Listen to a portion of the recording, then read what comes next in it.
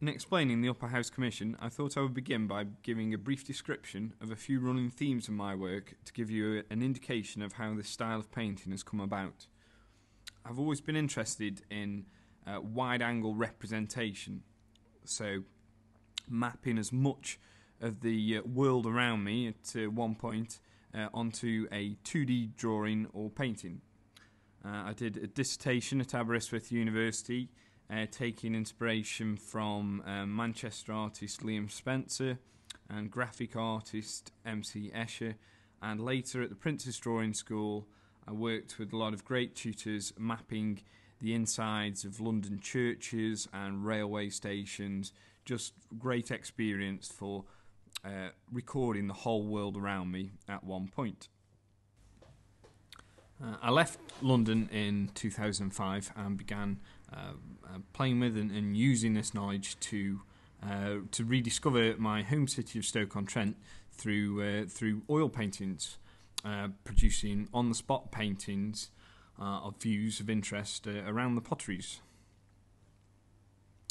These explorations of space led to experimentation of 360-degree visual spin-arounds, where you can record all of the entire horizon around us within one single image. A good example of this technique is the Council in Full Session, commissioned to mark the centenary celebrations of the Federation of Stoke-on-Trent. It was commissioned by Stoke-on-Trent City Council. As we search across this painting, we have explored an entire 360-degree turnaround inside the council chamber. A further development of spinning on a static spot is to attempt to travel whilst spinning. This leads us to my first successful journey painting entitled Train to Bus. As we pan from left to right across this 20-foot oil painting, we move as we spin, allowing us to pass through different environments. We start sat on board a train, and as we scan right, we step towards and press the button to exit the train, then walk and spin through Stoke-on-Trent station before finally getting on board a bus outside the station. The Upper House Commission came along and I was able to show Anne, the hotel manager, Train to Bus, and the idea of a journey within a painting seemed to strike a chord, and she arrived at a brief for the dining room commission. The brief was to create a painting of Francis Wedgwood's journey into work from his home, which was the Upper House in Barlaston, to the Wedgwood Works in Etruria. Francis Wedgwood was the original owner of the Upper House and moved his family from the rapidly developing industrial area of Etruria to the fresh air of Barlaston when the Upper House was built in 1845. Francis was born in 1800 and died in 1888. He was the grandson of the famous Josiah Wedgwood. He became a partner in the Wedgwood firm in 1827 and was left in sole charge after the retirement of his father and elder brother, Josiah Wedgwood III. Now, this brief isn't as straightforward as the format for Train to Bus. For a start, the journey we are talking about is 8 miles long, which, if you think about it, would require a lot of spinning around and a very, very long, thin painting. Besides, the actual dimensions were predetermined, with the painting having to fit in a space within the existing panel coving in the dining room of the Upper House. To buy myself a little more journey space, on seeing the room, I convinced Anne into having a triptych of paintings, a series of 3, which would suit the flanking spaces and give impact to the whole wall. We thought it would be fitting for the setting that the Upper House building took centre stage in the top half of the central panel. So this is where Francis' journey to work begins. With Francis having moved for the sake of his family, I wanted to represent him as a loving family man. So very early on, I had the strong image of him on horseback, waving goodbye to his wife before beginning the long commute into work. His wife was called Frances Wedgwood, spelt with an E, and together they had 7 children. I painted the majority of this part of the scene on an open day at the hotel last June. My mother, Janet Pointon, modelled for us as Frances Wedgwood, waving off her husband on his horse. We hired an equine stunt horse and rider and period Victorian costume to achieve the best possible reference for the image. Frances's horse was a dark horse named Jackdaw, and there is a suite in the hotel named after Jackdaw. I deliberately painted Jackdaw with head lowered and with the ground underneath him quite angled to give us a visual anticipation and momentum into the twisting journey ahead. By snaking an obvious road for us to follow, it helps represent the long journey of over 8 miles in one painting. The first feature we come to on the journey is the Trent and Mersey Canal, which Frances would have crossed in Barlaston Village. The Trent and Mersey Canal was built between 1766 and 1777. Josiah Wedgwood, Frances's godfather, was instrumental in the establishment, as too was Erasmus Darwin, I think that's how it's said, father of Charles Darwin. It is because of the canal that Josiah built his factory at Etruria, and Stoke-on-Trent became a great manufacturing centre. To paint this scene with the canal, I set up on the footbridge and road bridge that crosses the canal in Barlaston today. I used internet photography reference for the tow horse, handler and barge.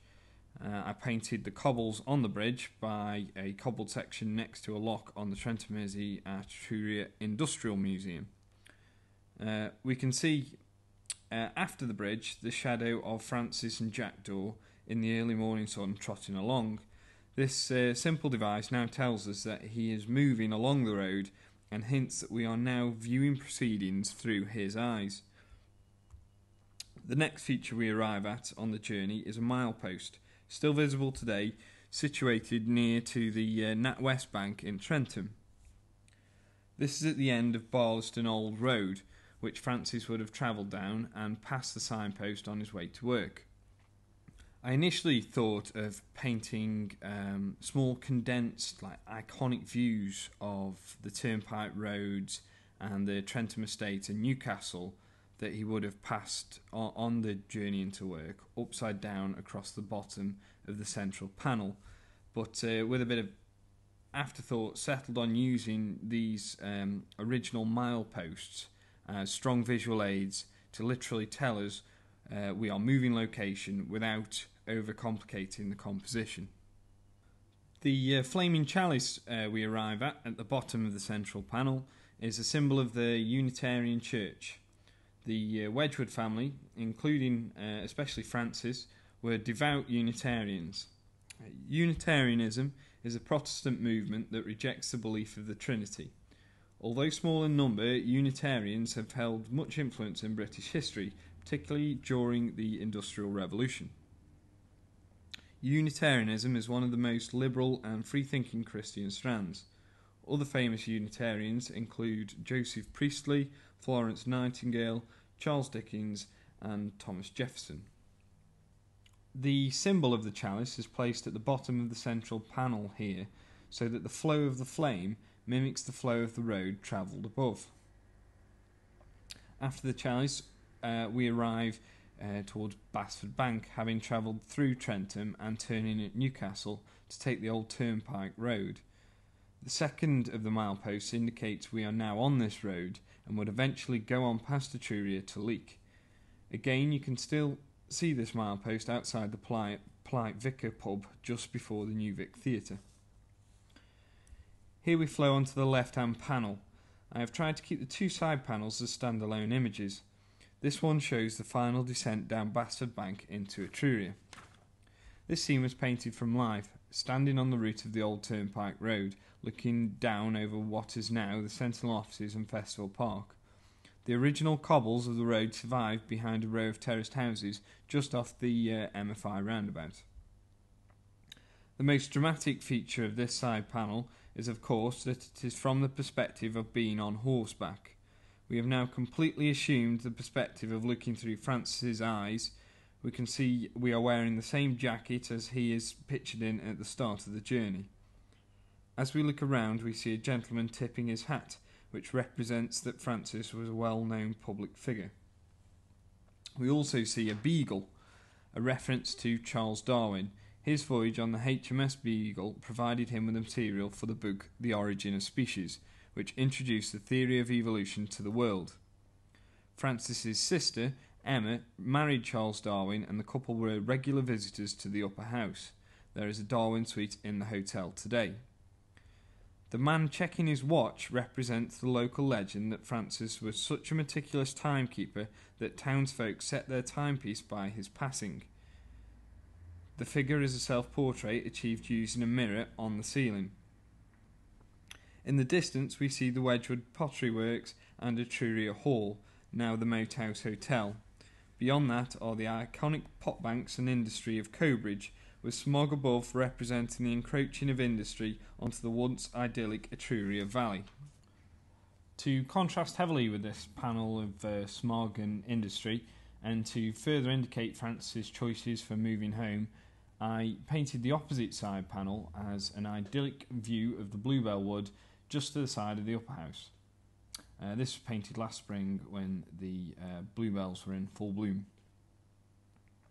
The little boy playing with the marbles, modelled brilliantly by the uphouse neighbour Rosie's son, the boy is Major Cecil Wedgwood, Francis's grandson, who was brought up at the uphouse. Cecil became a partner of the firm in 1884. He became the first Lord Mayor of the Federated Stoke-on-Trent in 1910, and the marbles that he's playing with represent the 6 towns of Stoke-on-Trent, and actually form their geographical position if seen on a map or through a satellite. The vase that Cecil's aiming to get all the marbles into is the famous Wedgwood Portland vase, featured on all Wedgwood back stamps, with the difference of this one having the city crest on the front of it. Cecil Wedgwood, he fought in the Boer War, and at the outbreak of the First World War, although he was officially too old to enlist, he raised the 7th and 8th North Staffordshire Battalions. He was killed on the Somme in 1916 as he led his men over the top with the rallying cry of "Come on the Potters." The path he was crouched in the Bluebell Wood, seems to have taken on the feel of a trench. The thin line in the path below the 6 town marbles represents the journey on a map, again if looking from a satellite from above, that it represents a journey that Francis is commuting on the other 2 panels. Commuting was born in the 19th century with the advent of industry and good transportation links. Commutes are normally journeys to forget, not to think about them much, but I hope that this painting will inspire you to look afresh at the journeys that you make.